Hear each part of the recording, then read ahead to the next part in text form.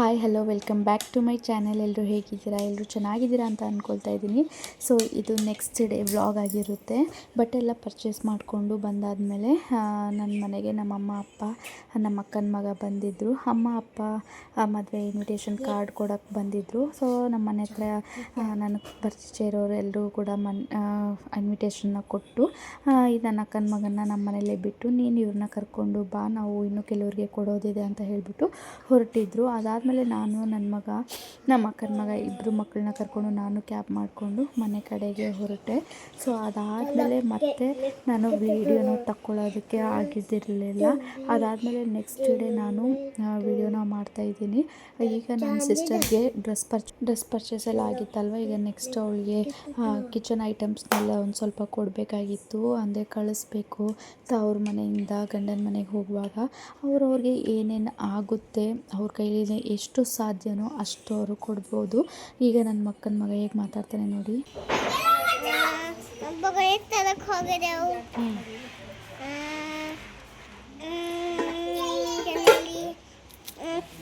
ಚಪಾತಿ ಮಾಡೋದು ತಂದಿಲ್ಲ ನಾವು. ಬೊಗರೆ ತಗೊಂಡಿದ್ದೆವು, ಕಲೆ ತಗೊಂಡಿದ್ದೆವು, ಸ್ಪೂನ್ ತೊಗೊಂಡಿದ್ದೆವು. ನಮ್ಮ ಅಕ್ಕನ ಮಗನೇ ನಾವು ಏನೇನು ಪರ್ಚೇಸ್ ಮಾಡಿದ್ದೀವಿ ಅಂತ ಒಂದೊಂದಾಗಿ ಹೇಳ್ತಿದ್ದಾನೆ. ಬೌಲ್ ತೊಗೊಂಡಿದ್ದೀವಿ, ಸ್ಪೂನ್ ತೊಗೊಂಡಿದ್ದೀವಿ, ಪ್ಲೇಟ್ ತೊಗೊಂಡಿದ್ದೀವಿ ಅಂತ ಹೇಳಿಬಿಟ್ಟು ಪ್ರತಿಯೊಂದು ಐಟಮ್ಸ್ ನೋಡಿ ನೋಡಿ ಹೇಳ್ತಾ ಇದ್ದ.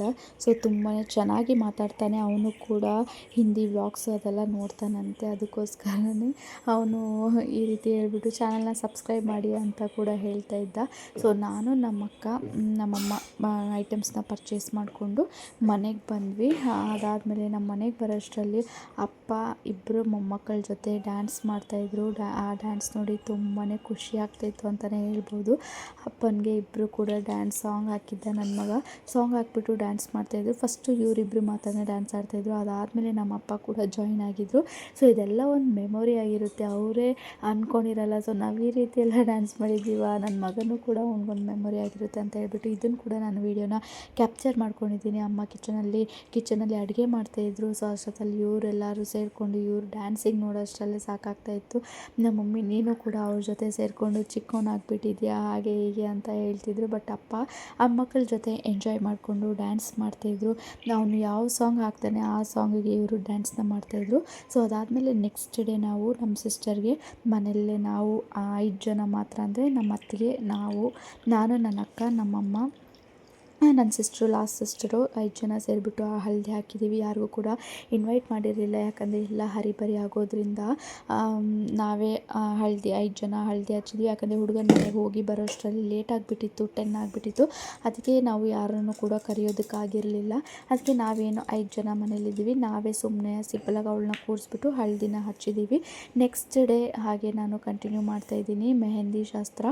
ಸೊ ಮೆಹಂದಿಗೆ ನಾವು ಹೊರಗಡೆಯಿಂದ ಕರೆಸಿದ್ವಿ. ಮತ್ತು ಇನ್ನೊಬ್ಬ ಬ್ರಾಹ್ಮಣ ಫ್ರೆಂಡು ಕೂಡ ಬಂದಿದ್ದರು. ಒಂದು ಕಡೆ ಮೆಹಂದಿ ಹಾಕಿಸ್ಕೊಳ್ತಾಯಿದ್ರು, ಇನ್ನೊಂದು ಕಡೆ ನೆಂಟರೆಲ್ಲ ಅಮ್ಮದು ಅಕ್ಕ ತಂಗಿದ್ದೀರಾಗಿರ್ಬೋದು, ಅವ್ರ ಅತ್ತಿಗೆ ಆಗಿರ್ಬೋದು, ಅವ್ರ ಮಾವ, ಅವ್ರ ಅಣ್ಣ ಆಗಿರ್ಬೋದು, ನಾವು ಎಲ್ಲರೂ ಕೂಡ ಬಂದಿದ್ದರು. ಸೊ ಅದಕ್ಕೋಸ್ಕರನೇ ಅಡುಗೆ ಮಾಡೋಣ ಅಂತ ಹೇಳಿಬಿಟ್ಟು ಪ್ರತಿಯೊಬ್ಬರು ಕೂಡ ಎಲ್ಲರೂ ಕೂಡ ಹೆಲ್ಪಿಂಗ್ನ ಮಾಡ್ತಾಯಿದ್ರು. ಒಬ್ಬರು ಕ್ಯಾರೆಟ್ ಕಟ್ ಮಾಡೋದಾಗಿರ್ಬೋದು, ಸೌತೆಕಾಯಿ ಸುಲಿಯೋದಾಗಿರ್ಬೋದು, ಮೆಣಸಿನ್ಕಾಯಿ ಕಟ್ ಮಾಡೋದಾಗಿರ್ಬೋದು, ಇದನ್ನೆಲ್ಲವೂ ಕೂಡ ನಾನು ವೀಡಿಯೋನ ತಗೊಂಡಿದ್ದೀನಿ. ಅವರು ಕೂಡ ನಮ್ಮ ಆಂಟಿ ಕೂಡ ಎಷ್ಟು ಚೆನ್ನಾಗಿ ನೀನು ವೀಡಿಯೋ ಮಾಡಿದ್ಯಾ, ನನ್ನ ಮಗನ ಮದುವೆದು ನನ್ನ ಫೋನಲ್ಲಿ ನೋಡಿದ್ದೀನಿ, ತುಂಬ ಚೆನ್ನಾಗಿ ಮಾಡಿದ್ಯಾ, ತುಂಬ ಚೆನ್ನಾಗಿ ಮಾತಾಡಿದ್ಯಾ ಅಂತೆಲ್ಲ ಹೇಳ್ತಿದ್ರು.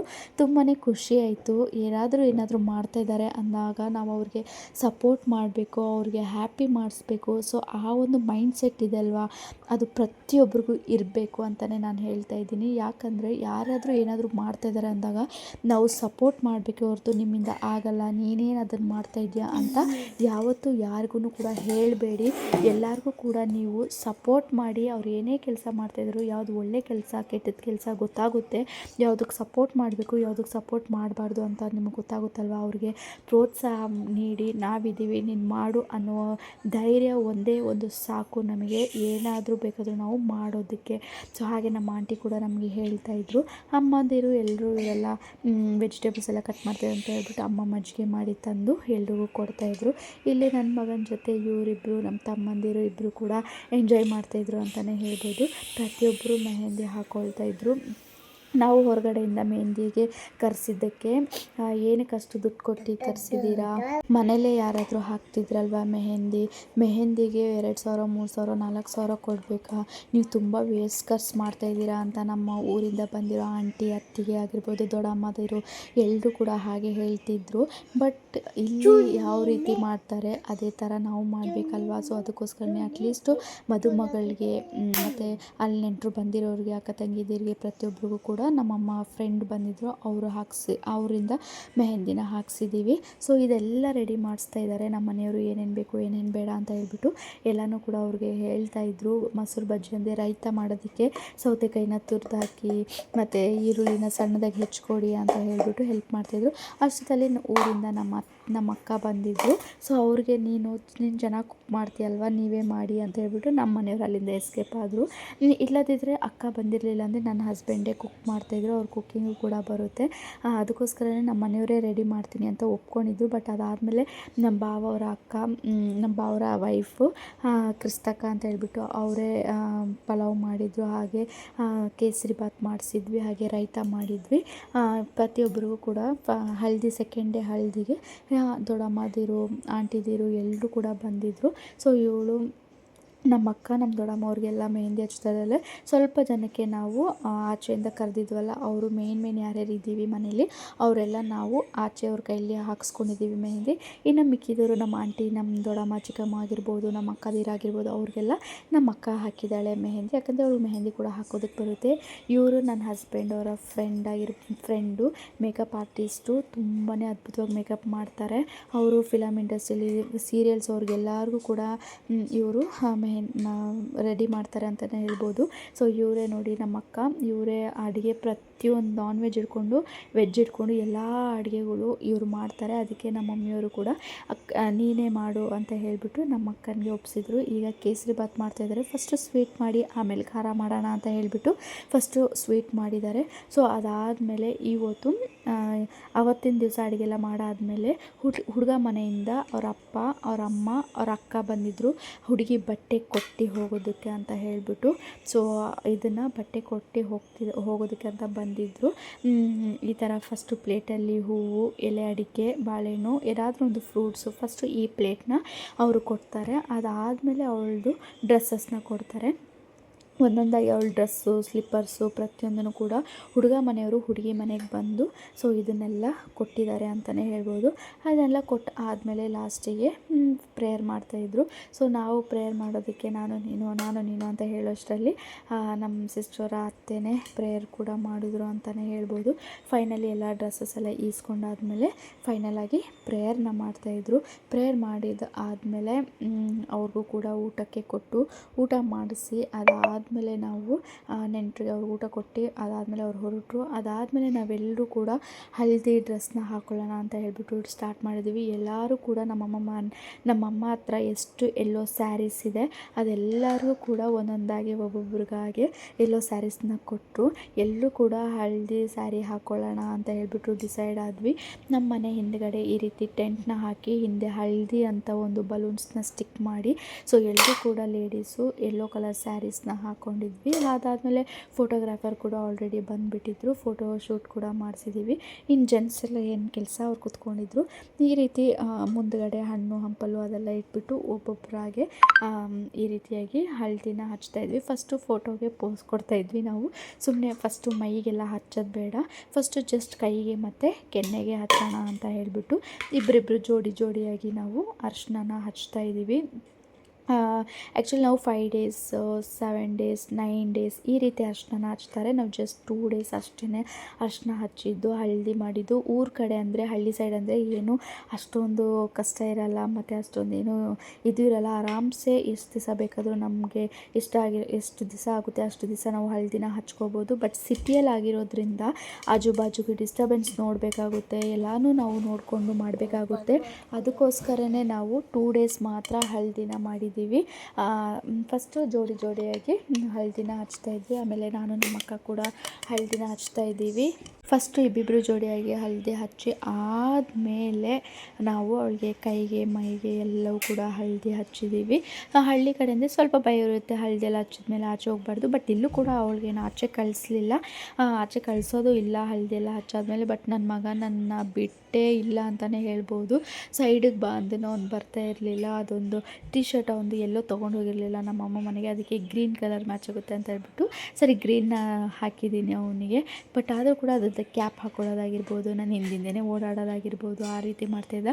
ನಾನು ನಮ್ಮಮ್ಮ ಸ್ಯಾರಿ ಹಾಕ್ಕೊಂಡಿದ್ದೀನಿ, ಬಟ್ ನಮ್ಮಮ್ಮದು ಅಂತ ಗೊತ್ತಾಗ್ತಾ ಇರಲಿಲ್ಲ. ಬ್ಲೌಸು ಕೂಡ ನಮ್ಮಮ್ಮದು ನನಗೆ ಕರೆಕ್ಟಾಗಿ ಬ್ಲೌಸ್ ಬಂದಿತ್ತು ಅಂತಲೇ ಹೇಳ್ಬೋದು.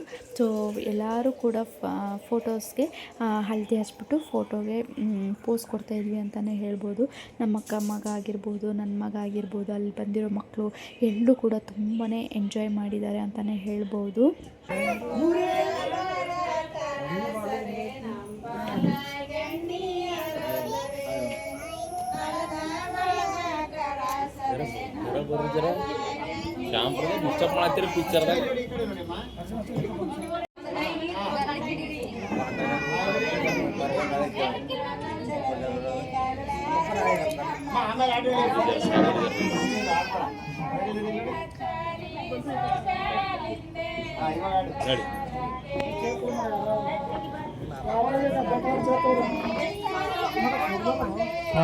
ವಿಡಿಯೋ ತೆಗಿಬೇಕಂತ ಅವ್ರಿಗೆ ಯೂಟ್ಯೂಬ್ದವ್ರಿಗೆ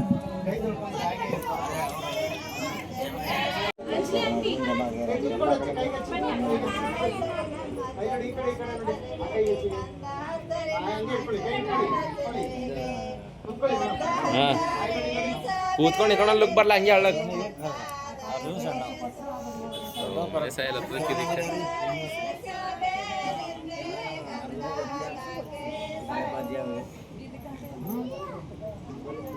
ಸೊ ಕೇಳಿಸ್ಕೊಂಡ್ರಲ್ವ, ಒಂದು 2-3 ಸಾಂಗ್ಸ್ನ ಹಾಡಿದ್ದಾರೆ. ಅದು ಹಳದಿ ಹಚ್ಚೋ ಸಾಂಗ್ಸ್ನ ಹಾಡಿದ್ದಾರೆ. ನಮ್ಮ ಕಡೆ ಈ ರೀತಿಯಾಗಿ ಸಾಂಗ್ ಹಾಡೋದು ತುಂಬ ಜನ ಕಳೆ ಹಳ್ಳಿ ಕಡೆ ಅಜ್ಜಿದರಾಗಿರ್ಬೋದು, ಆಂಟಿದರಾಗಿರ್ಬೋದು, ಹಳ್ಳಿಯಲ್ಲಿ ಇದ್ದವರಾಗಿರ್ಬೋದು, ಅವರೆಲ್ಲ ಹಾಡ್ತಾರೆ. ಬಟ್ ನಮಗೆ ಆ ಸಾಂಗ್ಸ್ ಯಾವುದೂ ಬರಲ್ಲ. ಅದೇ ನಮ್ಮ ಅಕ್ಕ ಒಬ್ಬಳಿದ್ಲು, ಅವಳು ಕೂಡ ಎಲ್ಲ ಕೂಡ ಸಾಂಗ್ ಹಾಡ್ತಾಳೆ. ಅವಳು ಹಳ್ದಿದಾಗಿರ್ಬೋದು ಪ್ರತಿಯೊಂದು ಸಾಂಗ್ಸ್ ಅವಳು ಗೊತ್ತಿದೆ ಹಾಡೋದಕ್ಕೆ. ಸೊ ಅದಕ್ಕೋಸ್ಕರನೇ ನಮ್ಮ ಅಕ್ಕನಿಗೆ ಹೇಳಿದ್ವಿ. ನಮ್ಮ ಅಕ್ಕ, ನಮ್ಮ ದೊಡ್ಡಮ್ಮ, ನಮ್ಮ ಆಂಟಿಯವರು ಎಲ್ಲರೂ ಕೂಡ ಸೇರಿಕೊಂಡು ಹಾಡಿ ಮುಗಿಸೋವಾಗ, ಅವ್ರು ಹಾಡುವಾಗ ನಾವು ಅರ್ಶಿನ ಹಚ್ಚೋದು. ಸೊ ಆ ರೀತಿ ಇವರು ನಮ್ಮನೆ ಎದುರುಗಡೆ ಇರೋ ಹುಡುಗಿದಿರು ಇಬ್ಬರು ಕೂಡ ತುಂಬಾ ಚೆನ್ನಾಗಿ ಓದ್ತಾರೆ ಅಂತಲೇ ಹೇಳ್ಬೋದು. ಸೊ ಇವ್ರಿಗೂ ಕೂಡ ನಾವು ಇನ್ವೈಟ್ ಮಾಡಿದ್ವಿ. ಅದಾದಮೇಲೆ ಫೋಟೋಗ್ರಾಫರು ಫೋಟೋಸ್ನ ತಗೊಳ್ಳೋದಕ್ಕೋಸ್ಕರ ಅವ್ರಿಗೆ ಯಾವ ರೀತಿ ಪೋಸಸ್ ಮಾಡಿಸ್ಬೇಕು, ಫೋಟೋಗ್ರಾಫರಿಗೆ ಹೇಳ್ತಾರಲ್ವ ಈ ರೀತಿ ಹಿಡ್ಕೊಳ್ಳಿ ಅಂತ ಹೇಳ್ಬಿಟ್ಟು ಆ ರೀತಿಯೆಲ್ಲ ನಾವು ನಿಂತ್ಕೊಂಡಿದ್ವಿ. ನಮ್ಮ ಮಾವ, ನಮ್ಮಪ್ಪ, ನಮ್ಮ ಜೀಜೋರಾಗಿರ್ಬೋದು ಪ್ರತಿಯೊಬ್ಬರು ಕೂಡ ಅವರು ಕೂತ್ಕೊಂಡು, ಇದೆಲ್ಲ ಹಳದಿ ಎಲ್ಲ ಗಂಡ್ಸು ಮಕ್ಕಳು ಆಡಲ್ವಲ್ಲ, ನಾವು ಹೆಣ್ಮಕ್ಳು ಮಾತ್ರ ನಿಂತ್ಕೊಂಡು ಫೋಟೋಸ್ ತೊಗೊಳ್ಳೋಣ ಅಂತ ಹೇಳಿಬಿಟ್ಟು ಫೋಟೋಸ್ ಕೂಡ ನಾವು ತಗೊಳ್ತಾ ಇದ್ವಿ. ಅದೇ ಫೋಟೋಗ್ರಾಫರ್ ನಮಗೆ ಈ ರೀತಿ ನಿಂತ್ಕೊಳ್ಳಿ, ನೀವೆಲ್ಲರೂ ಈ ರೀತಿ ಕೈ ಹಿಡ್ಕೊಳ್ಳಿ ಅಂತ ಹೇಳ್ತೀವಿ. ಬಟ್ ಎಲ್ಲರೂ ಮುಗಿ ಬಿದ್ದೋದ್ರಿಂದ ನಮ್ಮ ತಮ್ಮ ಒಬ್ಬ ಬಂದುಬಿಟ್ಟು ಎಲ್ಲರೂ ಸ್ವಲ್ಪ ನೀವು ಸೈಡಿಗೆ ನಿಂತ್ಕೊಳ್ಳಿ, ಹಾಗೆ ನಿಂತ್ಕೊಳ್ಳಿ, ಹೀಗೆ ನಿಂತ್ಕೊಳ್ಳಿ ಅಂತ ಹೇಳ್ತಿದ್ದ. ಸೊ ಅದಾದಮೇಲೆ ನಮ್ಮ ಫ್ಯಾಮಿಲಿ ಫೋಟೋ, ನಮ್ಮ 4 ಜನ ಅಕ್ಕ ತಂಗಿದ್ದರು, ಅಪ್ಪ ಅಮ್ಮ ನಿಂತ್ಕೊಂಡು ಒಂದು ಫೋಟೋಸ್ನ ತೊಗೊಂಡ್ವಿ. ಸೊ ಅದಾದಮೇಲೆ ಅಪ್ಪನಿಗೂ ಕೂಡ ಕರೆದ್ಬಿಟ್ಟು ಈ ರೀತಿ ಅಪ್ಪ ಅಮ್ಮನಿಗೆ ಬಟ್ಟೆ ತೊಗೊಂಡು ಬರ್ತಾರೆ. ಅದು ಯಾರು ತರ್ತಾರೆ, ಯಾರು ಮಾಡ್ತಾರೆ ಅಂತ ನನಗೆ ಗೊತ್ತಿಲ್ಲ. ಬಟ್ ಇದು ಒಂದು ಶಾಸ್ತ್ರ ಆಗಿರುತ್ತೆ. ಅಪ್ಪ ತುಂಬಾ ಫೀಲ್ ಮಾಡ್ತಾಯಿದ್ರು, ಅಪ್ಪ ಅಳ್ತಿದ್ರು ಅಂತಲೇ ಹೇಳ್ಬೋದು. ಏನಕ್ಕಂದರೆ ಅಮ್ಮನ ಫ್ಯಾಮಿಲಿ ಕಡೆಯಿಂದ ಎಲ್ಲರೂ ಬಂದಿದ್ದಾರೆ, ಅಪ್ಪನ ಫ್ಯಾಮಿಲಿ ಕಡೆ ಯಾರೂ ಬರಲಿಲ್ಲ. ಅದಕ್ಕೋಸ್ಕರನೇ ಅಪ್ಪ ನಮ್ಮ ಫ್ಯಾಮಿಲಿಯವರು ಯಾರೂ ಬರಲಿಲ್ವಲ್ಲ ಅಂತ ಅಪ್ಪ ತುಂಬಾ ಎಮೋಷ್ನಲ್ ಆಗಿ ಫೀಲ್ ಮಾಡಿಕೊಂಡು ಹರ್ಟ್ ಮಾಡಿಕೊಂಡು ಅಳ್ತಾ ಇದ್ದರು. ಅದಕ್ಕೆ ನಾವೆಲ್ಲರೂ ಬೇಜಾರು ಮಾಡ್ಕೋಬೇಡಿ ಅಂತ ಹೇಳಿಬಿಟ್ಟು ನಮ್ಮ ದೊಡ್ಡಮ್ಮ, ನಮ್ಮ ಆಂಟಿಯವರೆಲ್ಲರೂ ಹೇಳ್ತಿದ್ರು, ಅವ್ರಿಗೆ ಸಮಾಧಾನ ಮಾಡ್ತಾಯಿದ್ರು, ಬರ್ತಾರೆ ಇನ್ನೂ ಒಂದು ದಿವಸ ಟೈಮ್ ಇದೆ ಅಲ್ವಾ, ಏನಕ್ಕೆ ಫೀಲ್ ಮಾಡ್ತಾಯಿದ್ದೀರಾ ಅಂತ ನಮ್ಮ ತಂದೆಯವ್ರಿಗೆ ಹೇಳ್ತಿದ್ರು. ಅಪ್ಪ ಅಮ್ಮನಿಗೆ ಮತ್ತು ನನ್ನ ಸಿಸ್ಟರ್ಗೆ ನಮ್ಮ ಅಣ್ಣ ಅವರು ಈ ರೀತಿ ಸ್ಯಾರಿ ಡ್ರೆಸ್ನ ತೊಗೊಂಡು ಬಂದು, ಅಂದರೆ ತವ್ರ ಮನೆ ಕಡೆಯಿಂದ ಈ ರೀತಿ ಸ್ಯಾರಿನ ತೊಗೊಂಡು ಬಂದು ಅವ್ರಿಗೆ ಹೊದಿಕೆ ಅಂತ ಮಾಡ್ತಾರೆ, ಉಡಿ ಕಟ್ಟೋದಕ್ಕೋಸ್ಕರ ಈ ರೀತಿ ಸ್ಯಾರಿನ ತೊಗೊಂಡು ಬಂದು ಅವ್ರಿಗೆ ಕೊಡ್ತಾರೆ, ಉಡಿಸ್ತಾರೆ. ಅವರು ಮದುವೆ ದಿವಸ ಅದೇ ಸ್ಯಾರಿ ಹಾಕ್ಕೊಳ್ಬೇಕು. ಸೊ ಅದೊಂದು ಶಾಸ್ತ್ರಗಳಿದೆ. ಕೆಲವೊಂದು ಶಾಸ್ತ್ರಗಳು ನಾವು ಪಾಲನೆ ಮಾಡಬೇಕಾಗುತ್ತೆ. ದೊಡ್ಡವರು ಮಾಡಿರೋ ಶಾಸ್ತ್ರ, ದೊಡ್ಡವರು ಹೇಳುವ ಶಾಸ್ತ್ರ ನಾವು ಇವಾಗಲೂ ಕೂಡ ಒಂದೊಂದು ನಡೆಸಬೇಕಾಗುತ್ತೆ. ಯಾವುದಾದ್ರು ನಡೆಸಬೇಕು ಅದನ್ನು ನಾವು ಕಂಪಲ್ಸರಿ ನಾವು ಕೂಡ ನಡೆಸ್ಕೋಬೇಕು. ಅದೆಲ್ಲ ಒಳ್ಳೆಯದಕ್ಕೆ ಅಂತಲೇ ನನ್ನ ಪ್ರಕಾರ ನನಗನ್ಸುತ್ತೆ, ಅದೆಲ್ಲ ಒಳ್ಳೆಯದಕ್ಕೆ ಅಂತ. ಸೊ ಹಾಗಾಗಿ ಇಲ್ಲೂ ಕೂಡ ನಮ್ಮಮ್ಮ ಅವರ ತವ್ರ ಮನೆಯಿಂದ ಏನು ಹೊದಿಕೆನ ತಂದಿದ್ರು, ಅಂದರೆ ಬಟ್ಟೆ ತಂದರೆ ಅದಕ್ಕೆ ಹೊದಿಕೆ ಅಂತಾರೆ. ಸೊ ಅದನ್ನು ನಮ್ಮ ಅಪ್ಪ ಅಮ್ಮನ ಕೂರಿಸ್ಬಿಟ್ಟು ಅವರು ಕೂಡ ಬಟ್ಟೆಗಳನ್ನ ಉಡಿಸ್ತಾಯಿದ್ರು ಅಂತಲೇ ಹೇಳ್ಬೋದು. ಸೊ ಅದಾದಮೇಲೆ ಬಟ್ಟೆಲ್ಲ ಇಳಿಸ್ಕೊಂಡು ಅದಾದಮೇಲೆ ಅಪ್ಪ ಕೂಡ ತುಂಬಾ ಫೀಲಿಂಗ್ ಆಗಿಬಿಟ್ಟಿದ್ರು. ಬಟ್ ನೆಕ್ಸ್ಟ್ ಡೇ ನಮ್ಮ ಅಪ್ಪನ ಫ್ಯಾಮಿಲಿ ಬಂದಮೇಲೆ ನಮ್ಮಪ್ಪನಿಗೆ ಒಂದೇ ಒಂದು ಮಾತು ಕೂಡ ಹೊರಗಡೆ ಬಂದಿಲ್ಲ. ಅಷ್ಟು ಫ್ಯಾಮಿಲಿ, ನಮ್ಮಪ್ಪ ಅವರ ಫ್ಯಾಮಿಲಿ ಪ್ರತಿ ಒಂದೊಂದು ಕೂಸು ಹಿಡ್ಕೊಂಡು ನಮ್ಮಪ್ಪ ಅವರ ಫ್ಯಾಮಿಲಿ ಬಂದಿತ್ತು. ನಮ್ಮಪ್ಪ ಎಷ್ಟು ಹರ್ಟಾಗಿ ಫೀಲಿಂಗ್ ಮಾಡ್ಕೊಂಡಿದ್ರು. ನೆಕ್ಸ್ಟ್ ಡೇ ಮಾರ್ನಿಂಗ್ ಒಂದು ಕಾಲ್ ಬರುತ್ತೆ, ನಾವು ನಾವು ಯಲಹಂಕಲ್ಲಿ ಇಳಿದಿದ್ದೀವಿ, ನೀವು ಎಲ್ಲಿ ಬರಬೇಕು ಅಂತ ಹೇಳ್ತೀರಾ, ಓಲೋ ಎಲ್ಲಿಗೆ ಬುಕ್ ಮಾಡಬೇಕು ಅಂತ ಕೇಳಿಬಿಟ್ಟು ಫೋನ್ ಮಾಡ್ತಾರೆ. ಅದಾದಮೇಲೆ ನಮ್ಮಪ್ಪ ಅಂದ್ಕೊಂಡಿದ್ದೆ ಒಂದಿಬ್ಬರು ಮೂವರು ಬಂದಿರ್ಬೋದು, ನಮ್ಮ ಅಣ್ಣವ್ರು ಬಂದಿರ್ಬೋದು ಅಷ್ಟೇನೆ ಅಂತ ಅಂದ್ಕೊಂಡಿರ್ತಾರೆ. ಬಟ್ ನಮ್ಮ ಮನೆಗೆ ಓಲೋ ಬುಕ್ ಮಾಡ್ಕೊಂಡು ಬಂದಾದಮೇಲೆ ಆ ಒಂದು ಜಾತ್ರೆ ನೋಡಿ ನಮ್ಮಪ್ಪನಿಗೆ ಒಂದೇ ಒಂದು ಮಾತು ಕೂಡ ಬರಲಿಲ್ಲ. ಅಪ್ಪನ ಇಬ್ಬರು ಅಣ್ಣದಿರು ಬಂದಿದ್ದರು, ಅವರ ವೈಫ್ಸ್ ಬಂದಿದ್ದರು, ಮತ್ತು ಅವರ ಮಗ ಅಂದರೆ ನಮ್ಮಪ್ಪ ಅಣ್ಣನ ಮಕ್ಕಳು ಬಂದಿದ್ದರು, ಅವ್ರ ಫ್ಯಾಮಿಲಿ ಬಂದಿತ್ತು, ಅಪ್ಪನ ತಂಗಿ ಬಂದಿದ್ದರು, ಅಪ್ಪನ ತಂಗಿ ಫ್ಯಾಮಿಲಿ ಬಂದಿತ್ತು. ಪ್ರತಿಯೊಬ್ಬರು ನಮ್ಮಪ್ಪನ ಫ್ಯಾಮಿಲಿ ಕಡೆಯಿಂದ ಎಲ್ಲರೂ ಕೂಡ ಬಂದಿದ್ದರು. ನಮ್ಮಪ್ಪನಿಗೆ ಒಂದೇ ಒಂದು ಮಾತು ಕೂಡ ಬರಲಿಲ್ಲ. ತುಂಬಾ ಖುಷಿಯಾಗಿದ್ದರು ಅಂತಲೇ ಹೇಳ್ಬೋದು. ಆದರೆ ಈ ಹಲ್ದಿ ಟೈಮಲ್ಲಿ ಯಾರೂ ನನ್ನವರಿಲ್ವಲ್ಲ, ನನ್ನ ಫ್ಯಾಮಿಲಿಯಿಂದ ಯಾರೂ ಬರಲಿಲ್ವಲ್ಲ ಅನ್ನೋ ಫೀಲಿಂಗು ನಮ್ಮಪ್ಪನಿಗೆ ತುಂಬಾ ಹರ್ಟ್ ಆಯಿತು. ಬಟ್ ಆ ಹರ್ಟ್ಗೆ ಮೀರಿ ನಮ್ಮ ಅಪ್ಪನ ರಿಲೇಷನ್ಸ್ ಬಂದಿದ್ದಾರೆ. ಯಾರ್ಯಾರು ಈ ವ್ಲಾಗ್ನ ನೋಡ್ತಾ ಇದ್ದೀರಾ ನಮ್ಮಪ್ಪನ ಫ್ಯಾಮಿಲಿ ಕಡೆಯವರು, ತುಂಬಾ ಥ್ಯಾಂಕ್ ಯು, ನೀವೆಲ್ಲ ಬಂದಿದ್ದಕ್ಕೆ. ಎಷ್ಟೇ ಥ್ಯಾಂಕ್ಸ್ ಹೇಳಿದ್ರು ಅದು ಕಡಿಮೆ. ಯಾಕಂದರೆ ನಮ್ಮಪ್ಪ ತುಂಬಾ ಹರ್ಟ್ ಮಾಡ್ಕೊಂಡಿದ್ರು. ನೀವೆಲ್ಲ ಬಂದಿದ್ದಕ್ಕೆ ನಮ್ಮಪ್ಪಗೆ ತುಂಬಾ ಖುಷಿಯಾಗಿದೆ, ತುಂಬಾ ಸಂತೋಷ ಪಟ್ಟಿದ್ದಾರೆ ಅಂತಲೇ ಹೇಳ್ಬೋದು. ಸೊ ಯಾರ್ಯಾರು ಈ ವ್ಲಾಗ್ನ ನೋಡ್ತಾ ಇದ್ದೀರಾ, ನಮ್ಮಪ್ಪನ ಫ್ಯಾಮಿಲಿ ಆಗಿರ್ಬೋದು, ನಮ್ಮಪ್ಪನ ಫ್ಯಾಮಿಲಿ ಅಣ್ಣ ತಮ್ಮ, ನಮ್ಮ ಅಣ್ಣ ಅವರು ಯಾರೇ ನೋಡಿದ್ರು ತುಂಬಾ ಥ್ಯಾಂಕ್ಸ್ ಅಂತ ನಾನು ಈ ವಿಡಿಯೋ ಮುಖಾಂತರ ನಿಮಗೆ ಹೇಳ್ತೀನಿ. ಬಟ್ ಈ ಹಳ್ದಿಯಲ್ಲಿ ನೀವು ಇರಲಿಲ್ಲ ಅಷ್ಟೇ, ಬಟ್ ನೀವು ಇದ್ದೀರಾ ಅನ್ನೋ ಮೈಂಡ್ಸೆಟ್ಟಲ್ಲಿ ನಮ್ಮಪ್ಪ ಇದ್ದರು. ಅದಕ್ಕೋಸ್ಕರನೇ ನೆಕ್ಸ್ಟ್ ಡೇ ನೋಡಿದಾಗ ನಮಗೆ ಒಂದೇ ಒಂದು ಮಾತು ಕೂಡ ಆಡದೇ ಇರೋ ಥರ ನೀವು ಬಂದಿದ್ದೀರಲ್ವ, ಅದಕ್ಕೆ ನಮಗೆ ತುಂಬಾ ಖುಷಿ ಆಯಿತು, ತುಂಬಾ ಸಂತೋಷ ಆಯಿತು ನಮ್ಮಪ್ಪನಿಗೂ ಕೂಡ ಅಂತಲೇ ಹೇಳ್ಬೋದು. ಸೊ ಅದಾದಮೇಲೆ ಯಾರ್ಯಾರು ಹೊದಿಕೆ ತಂದಿದ್ದಾರೆ, ನಮ್ಮ ಅಕ್ಕವರಾಗಿರ್ಬೋದು, ನಮ್ಮ ಆಂಟಿಯವರು, ನಮ್ಮಮ್ಮವರ ತವ್ರ ಮನೆ ಕಡೆನ ಆಗಿರ್ಬೋದು, ಎಲ್ಲರೂ ಕೂಡ ಹೊದಿಕೆ ತಂದಿದ್ದಾರೆ. ಒಂದೊಂದಾಗಿ ಅವ್ರಿಗೆ ಬಟ್ಟೆಗಳನ್ನ ಮಾಡ್ತಾಯಿದ್ರು. ಸೊ ಅವ್ರಿಗೆ ಸ್ವೀಟ್ ಒಂದು ಸ್ವಲ್ಪ ಬಾಯಿಗೆ ಸ್ವೀಟ್ ತಿನ್ನಿಸ್ಬಿಟ್ಟು ಇದನ್ನು ಮಾಡ್ತಾಯಿದ್ರು. ಅದಾದಮೇಲೆ ನಮ್ಮ ಅಕ್ಕ ಅವರು, ನಮ್ಮ ದೊಡ್ಡಮ್ಮ ಕೂಡ ತಗೊಂಡು ಬಂದಿದ್ರು ಅಂತ ಅನಿಸುತ್ತೆ. ಸೊ ಅವರು ಕೂಡ ಡ್ರೆಸ್ ತೊಗೊಂಡು ಬಂದಿದ್ದರು. ಅವರು ಕೂಡ ನಮ್ಮ ಅಪ್ಪ ಅಮ್ಮನಿಗೆ ಹೊದಿಕೆನ ಮಾಡ್ತಾಯಿದ್ರು. ಇದೆಲ್ಲ ಒಂದು ಮೆಮೊರಿ ಆಗಿರುತ್ತೆ. ತುಂಬಾ ಖುಷಿಯಾಗುತ್ತೆ ಎಲ್ಲರೂ ಒಟ್ಟಿಗೆ ಇದ್ದಾಗ, ಎಲ್ಲರೂ ಒಂದಾಗಿ ಸೇರಿದಾಗ. ಏನಾದರೂ ಒಂದು ಫಂಕ್ಷನ್ ಇರುವಾಗೆ ಪ್ರತಿಯೊಬ್ಬರು ಬಂದು ಸೇರೋದು, ಸುಮ್ಮನೆ ಯಾರಾದರೂ ಮನೆಗೆ ಬರೋದಾಗಿರ್ಬೋದು, ಆ ರೀತಿ ಯಾರೂ ಮನೆಯಲ್ಲೂ ಮಾಡೋದಿಲ್ಲ. ಎಲ್ಲರೂ ಫಂಕ್ಷನ್ಗೆ ಒಟ್ಟಾಗಿ ಸೇರಿ ಮಾಡ್ತೀವಲ್ವ, ಆ ಒಂದು ಖುಷಿನೇ ಬೇರೆ, ಆ ಒಂದು ನಾವು ಆಚರಣೆ ಮಾಡ್ತೀವಲ್ಲ ಅದೇ ಬೇರೆ ಅಂತಲೇ ಹೇಳ್ಬೋದು. ಎಷ್ಟೇ ನೋವಲ್ಲಿದ್ದರೂ, ಎಷ್ಟೇ ಕಷ್ಟದಲ್ಲಿದ್ದರೂ, ಒಂದು ಫಂಕ್ಷನ್ ಅಂತ ಬಂದಾಗ ಪ್ರತಿಯೊಬ್ಬರ ಮುಖದಲ್ಲಿ ಆ ಒಂದು ನಗು ನೋಡ್ತೀವಲ್ವ, ಅದೇ ತುಂಬಾ ಖುಷಿ ಅನಿಸುತ್ತೆ ನನ್ನ ಪ್ರಕಾರ. ಸೊ ಹಳದಿಗೆ ತುಂಬಾ ಟೈಮ್ ಆಗಿತ್ತು. ಅದಾದಮೇಲೆ ಹಳದಿ ಎಲ್ಲ ಮುಗಿಸಿ ಆದಮೇಲೆ ಫೈನಲಿ ಊಟಕ್ಕೆ ಕೂತ್ಕೊಂಡಿದ್ದೀವಿ. ಪ್ರತಿಯೊಬ್ಬರು ಊಟಕ್ಕೆ ಕೂತ್ಕೊಂಡಿದ್ದಾರೆ. ಪಲಾವು, ಕೇಸರಿ ಬಾತು ಹಾಗೆ ರೈತನ ಮಾಡಿದ್ವಿ. ಎಲ್ಲರದ್ದು ಊಟ ಮುಗ್ದಾದಮೇಲೆ ನನ್ನ ಅಕ್ಕ ನಮ್ಮ ದೊಡ್ಡಮ್ಮ ಅವರಿಗೆ ಅವರು ಬಟ್ಟೆ ಕೊಟ್ಟು ಹೋಗಿದ್ರಲ್ವ, ಅದನ್ನು ತೆಗೆದು ತೋರಿಸ್ತಾ ಇದ್ದಾಳೆ ಅವರ ಡ್ರೆಸ್ಗಳನ್ನ. ನಮ್ಮ ದೊಡ್ಡಮ್ಮ, ಅಯ್ಯೋ ಇಷ್ಟೊಂದು ವೆಯ್ಟ್ ಹಾಕ್ಕೊಂಡು ನಿಂತ್ಕೊಳ್ತಾಳ ಅಂತ ಎಲ್ಲ ಹೇಳ್ತಾಯಿದ್ರು. ಅವ್ರು ಯಾವ ರೀತಿ ಹೇಳ್ತಾರೆ ಅಂತ ಹೇಳ್ಬಿಟ್ಟು ಕೇಳಿಸ್ಕೊಳ್ಳಿ.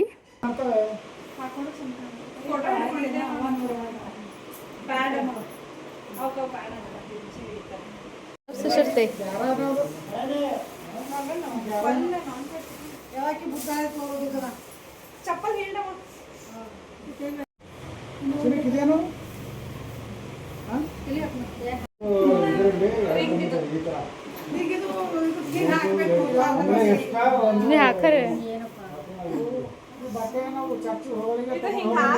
ಹೋಗಳೆ ತಗೋಬೇಕೆಲ್ಲ ಏನು ಬಿಡಂಗಿಲ್ಲ ಮತ್ತೆ ಬರಂಗಿಲ್ಲಲ್ಲ ಮನೆಗೆ A to Z. ಅದೇ ಪ್ಯಾಕ್ ಮಾಡಿಸ್ತಾ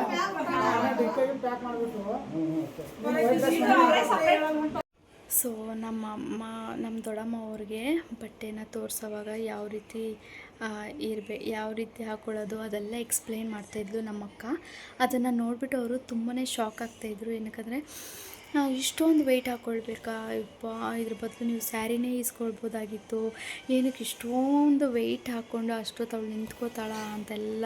ಅವರು ಹಳ್ಳಿಯಲ್ಲಲ್ವಾ, ಸೊ ಅದಕ್ಕೋಸ್ಕರನೇ ಅವರು ನೋಡಿಬಿಟ್ಟು ತುಂಬಾ ಶಾಕ್ ಆಗ್ತಾಯಿದ್ರು ಅಂತಲೇ ಹೇಳ್ಬೋದು.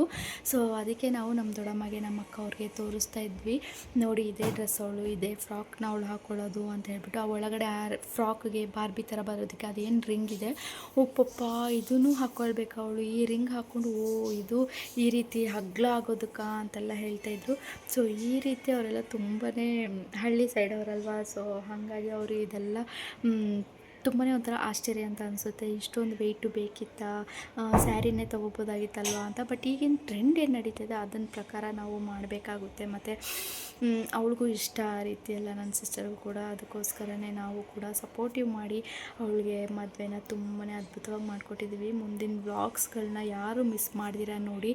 ಇನ್ನು ಯಾರ್ಯಾರು ಚಾನಲ್ನ ಸಬ್ಸ್ಕ್ರೈಬ್ ಮಾಡಿದೆ ನೋಡ್ತಾಯಿದ್ರೆ ಪ್ಲೀಸ್ ನನ್ನ ಚಾನಲ್ನ ಸಬ್ಸ್ಕ್ರೈಬ್ ಮಾಡಿ, ಲೈಕ್ ಶೇರ್ ಕಮೆಂಟ್ ಕೂಡ ಮಾಡೋದನ್ನು ಮರಿಬೇಡಿ. ಸಿಗ್ತೀನಿ ನೆಕ್ಸ್ಟ್ ವಿಡಿಯೋದಲ್ಲಿ. Thank you for watching. Bye bye.